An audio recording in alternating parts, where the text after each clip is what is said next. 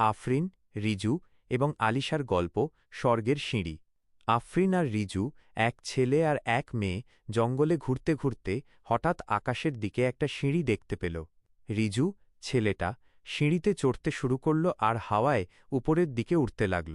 আফরিনও অন্য সিঁড়িতে উঠে উপরের দিকে উঠতে শুরু করল। আফরিন মনে মনে ভাবছিল এই সিঁড়িটা কোথায় যাচ্ছে। রিজু তার সিঁড়ি থেকে আফরিনকে দেখছিল। আফরিন রিজুকে জিজ্ঞাসা করল, একটু ভালো করে দেখো তো ওখানে কি আছে।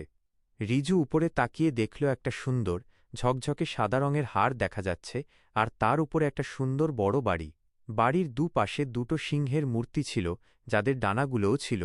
গেটের বাইরেও আরও দুটো সিংহ দাঁড়িয়েছিল। চারপাশে অনেক পালক ছড়ানো ছিল। মেঘের কাছে ৫-৬টা বড় বড় সুন্দর বাড়ি ছিল, আর সেখানে সুন্দর পাখিও উড়ছিল।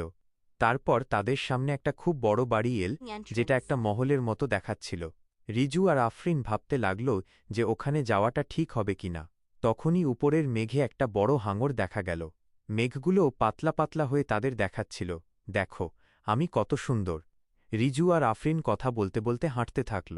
তারপর তারা দুজনেই মহলের গেটে একসঙ্গে দাঁড়াল। সেখানে রানী আলিশা তার হাতে একটা জাদুর কাঠি নিয়ে দাঁড়িয়েছিলেন।